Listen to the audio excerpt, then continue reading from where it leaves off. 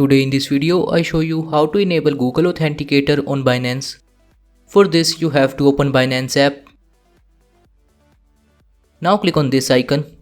Now click on your profile picture and open security.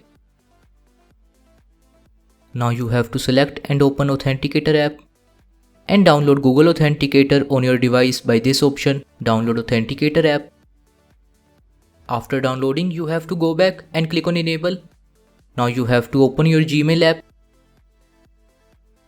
and copy the code sent by Binance app like this and paste the code here like this.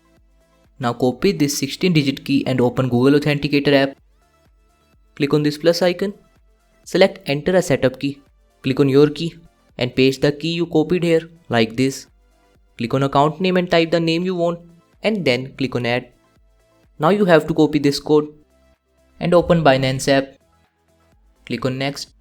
Now you have to click on paste and after that click on submit. Now you can see Google Authenticator is enabled on Binance.